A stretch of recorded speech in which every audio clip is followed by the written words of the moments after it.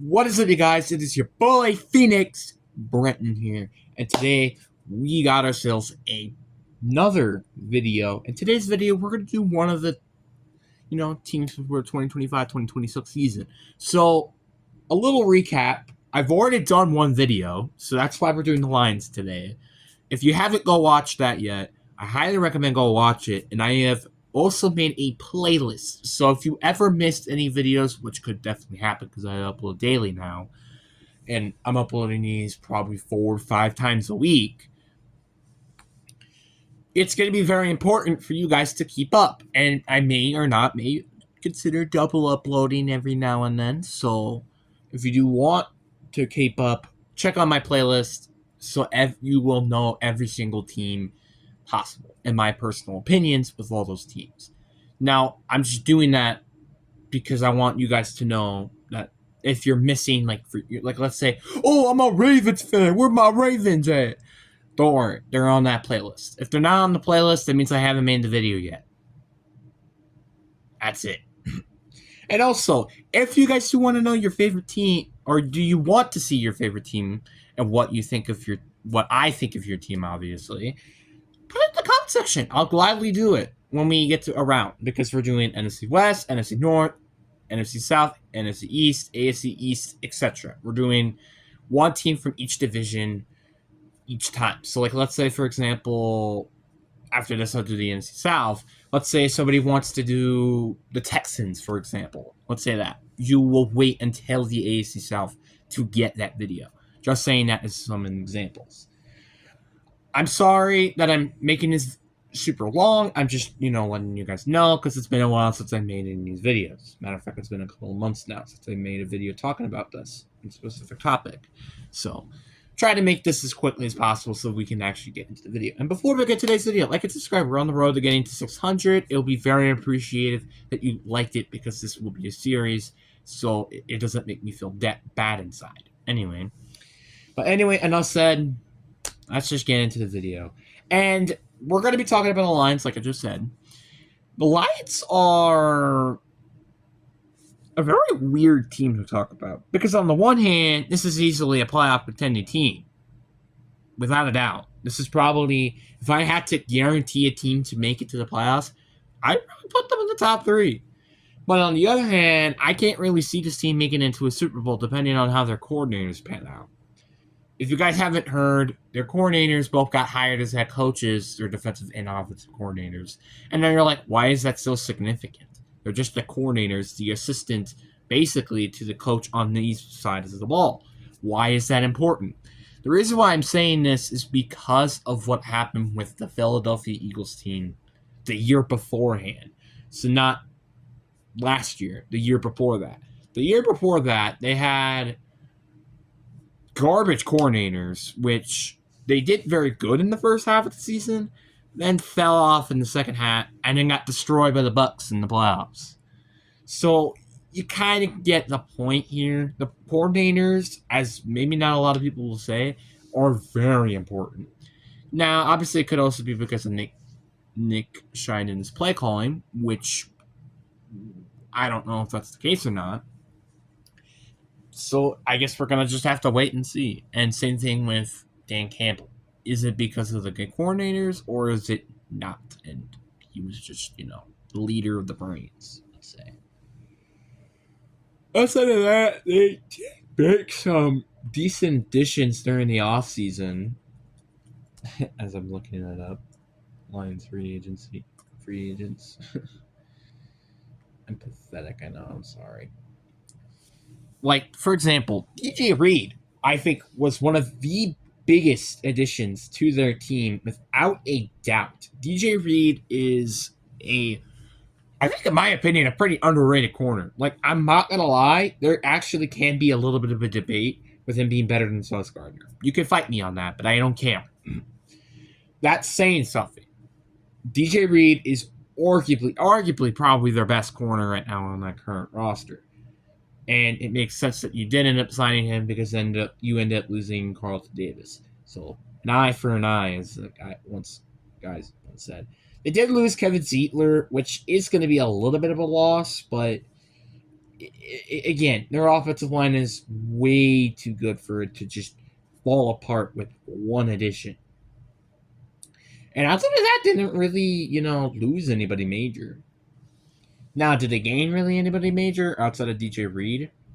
Not really. I mean, Marcus Dataport could potentially be decent. But looking at the rest of this list, I just don't see that happening. So you could just say they had a pretty okay offseason. But the one thing I will question, and I need to pull up their draft order, the Lions draft picks. Why did they not go and get a single edge rusher in the first 2 days? Because personally, when I was looking at the Lions roster, and we can go look at their depth chart, by the way, after this, if you want me to, they went and took Tyreek Williams. Now, I didn't actually do really any scouting that much, but with him, I'm just kind of conflicted why they went with a defensive lineman. Obviously, when we go to the Lions depth chart, let's go to the Lions depth chart real quick. I wouldn't say necessarily think that was their top priority. So when we go look at their defensive line, they have players like DJ Reed, they had Adam McNeil, Levi Warzakowski, Roy Lopez, and then now they added Tyreek Williams. You kind of get the point. They didn't really need another defensive tackle. What they could have needed was linebacker or edge rusher, for example. Because looking at their edge rushing depth chart, it is not pretty. Outside of their starters and Aiden Hutchinson and Marcus Dataport, the only player that I honestly even know is Josh Pascal. And that's it. Hell, you could have maybe gotten like an offensive lineman, for example. Maybe you want to get a receiver just in case if Tim Patrick gets old or Jameson Williams gambling issues. Sorry. So it was very interesting for them to go with Tyreek Williams in round 1. In my opinion, that kind of just made no sense to me. But obviously, I did like the addition of trying to get an offensive lineman like Tate Rackley with the 57th overall pick. Sorry if I didn't pronounce that correctly. But again, just why did you not draft a single edge rusher with like any of your picks? I don't think they didn't get a single edge rusher with any of their picks. I don't know if it's because they wanted to try to go get Myles Garrett or maybe trying to get Trey Hendrickson, but looking at their roster so far, especially at edge, it's quite concerning because Aiden Hutchinson, he had a leg injury. Marcus Dataport is a injury-prone player. So you kind of got to question yourself, will they do good? I won't deny that their offense is a good offense. It's definitely a good offense when healthy, which I'll talk about that a little bit later. But overall, this is probably one of the best rosters in the league, and I don't think that's a question. But then there are a couple of problems. I already said the edge rusher is one of the biggest issues with this team, but I didn't talk about their quarterback yet. Jared Goff. I have a problem with Jared Goff. Let's look at the Washington. Okay, so I gotta type this correctly. Washington Commanders versus Lions. Let's look. Playoff game. Playoff stats. Probably know what I'm looking at very quickly here. So the score 45-31. Now you're thinking, oh wow, your defense sucks so bad. Was it really the defense that we really need to talk about here? What we really want to talk about is what the frick was that game, Jared Goff. 23 of 40, that's a above 50% completion percentage, 313 yards. That's pretty good. Then we look at the touchdown 90s. That's where you really could fault who really made the loss that game. One touchdown. One. You think you would get more touchdowns with it being a 31 scored game, right? And you know how many interceptions he threw? Three. He threw 3 interceptions. And just a little bit of an insight here. Jaden Daniels, who was the team that won, by the way, he only threw two passing touchdowns. So the combined quarterbacks tied the amount of interceptions that Jared Goff threw during that game. That is not a good thing to put into your account. So you could start to question, is Jared Goff really good enough to win a Super Bowl? And it's not just this game. I could throw another game in there. Let's talk about the Houston Texans game, where I'm pretty sure they had like 5 turnovers or something. Let's look here. Texans.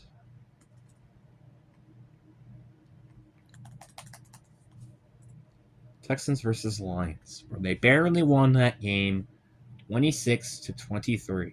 Jared Goff threw 5 interceptions. 5.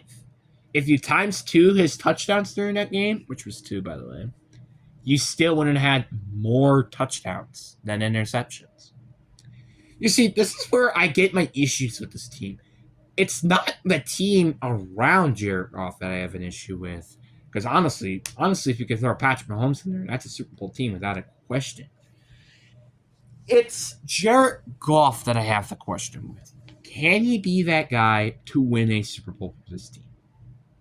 That is my problem. And you know what's the Commanders and the Texans have in common? They are both, one, some very young NFL teams right now. And 2, they're both teams that finished with a above 500 record. Now, I understand they did beat some teams with above 500 records last year. Like, for example, the Packers, the Vikings. Just say some examples. But the Commanders. Yeesh. That was a very young football team. You know that? That was a very, very young football team.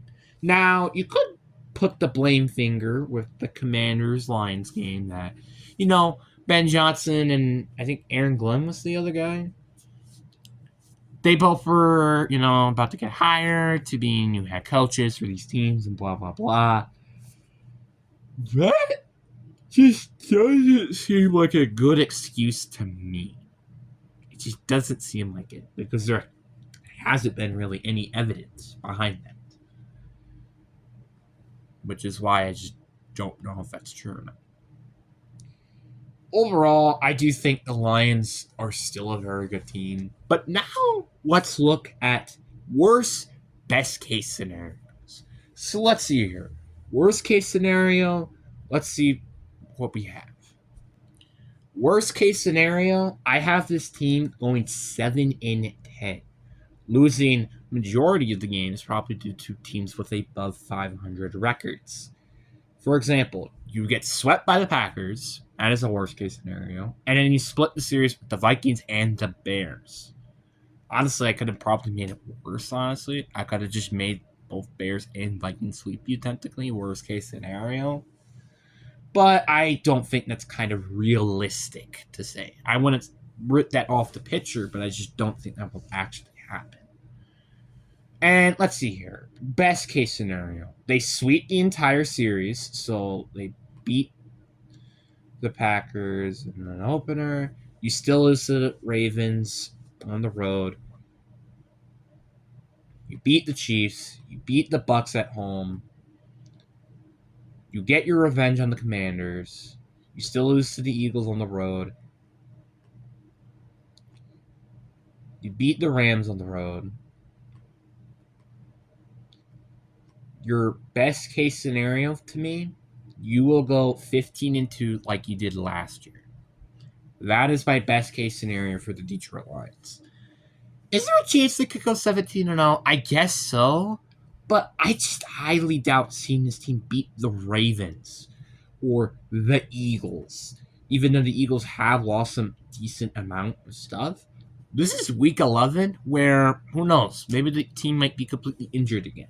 And that is something I also have not mentioned yet. There is a decent chance that this team could just completely get raveled by injuries. I'm just saying. Now, this team, without a doubt, is making it into the playoffs. Like I just said, probably one of the top teams to probably guarantee themselves a playoff spot. But would I really put my money that they will go to a Super Bowl? I don't really think so. Maybe the NFC Championship game and definitely the divisional round. I could definitely see this team win a playoff game. But I just can't quite see them winning maybe more than 2 playoff games. Maybe 2 at most. And I don't think you're going 15-2 like you did last year. And I think everybody can agree with that. You're not going 15-2 like you did last year. That's just unrealistic. And I know this team did get rivaled by injuries as well, which is kind of something you have to think about. And yet this team still went 15-2. But again, you lost your coordinators, and they had another year to look at what this team really does. So you do have to think about that. But anyways, I really hope you guys enjoyed this video. Again, comment down below any teams that you guys want to see. Hope you guys enjoy. Deuces.